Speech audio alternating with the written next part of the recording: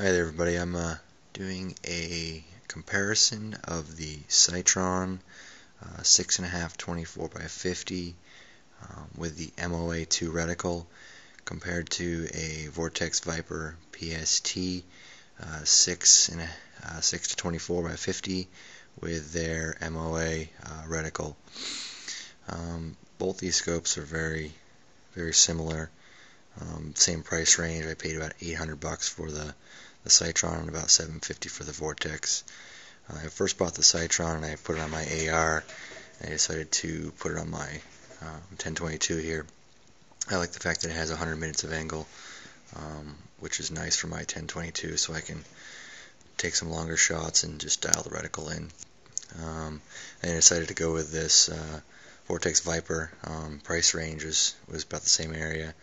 The features that stood out for me were the illuminated reticle.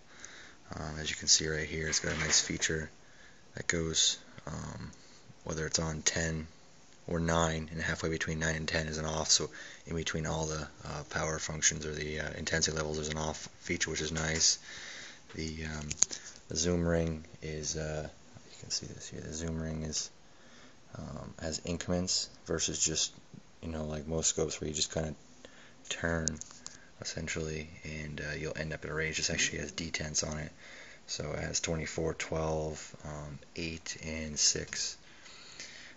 It also has the zero stop, which is a shim system, so I have it zeroed here for my 100-yard zero, but as you turn it left, I have enough shims in it so it goes about a quarter turn, and it stops, so I know basically to go back to my zero here. So pretty simple, but seems to work pretty well. Here's the side focus on this. The only thing that kind of stinks about this is I got the scope on Friday, and it looks like the internals are flipped, basically. So today I was shooting at 650 yards, and it was right about probably 65 yards. So I got a call into an email into Vortex to have them see if they can't send me their scope or something. But other than that, I like the scope. It's got good optics. I would say it's not quite on par with the Sightron.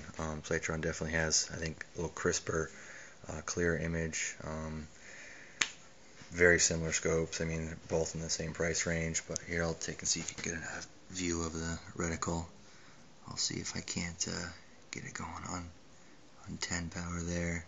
As you can see, we go between the two. Here's 9. There's 8. So 9, 8, and 10 is pretty good. I did have an issue where I was shooting today, and the this cap on the top has vibrated loose, and so I had to just keep tightening it. I heard they have a new cap that I can replace this. So I got another call into the email to them too to see if they can't fix it. But I gotta say, I like the reticle probably a little better on the Viper.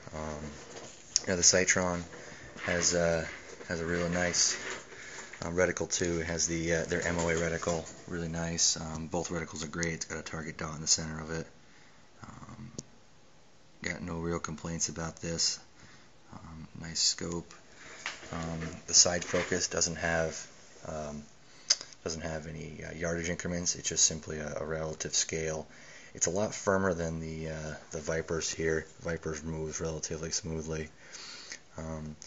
Both these guys have real good tactile turrets, as you can hear the clicks. The Sightron is probably a little bit more firmer, but they're both very similar style turrets. The scopes are basically the same exact size, pretty much probably a similar weight. Like I said, overall the optics is very similar between the two. Like I say, the Sightron probably is just a little bit crisper, a little bit clearer. But then again, the Sightron has 100 minutes versus the PST has a 65. But then again, it doesn't have zero stop and doesn't have illuminated reticle. So all in all, they're both really good scopes. I guess I can't necessarily say one's favorite the other, but I'm probably going to say, just because of the features on the PST, I'd say that a little bit lost in optics compared to from the Sightron to the PST. I'd say I'd probably pick this over the features of the scope. I have a 20-minute base on here to help me, which gives me about 45 minutes up from my 100, so that'll take me plenty far enough. The Sightron, I also have 100 minutes on here, but I have a 20-minute base on here as well. Then I also have some shims. But overall, I'd say the scopes are very nice scopes.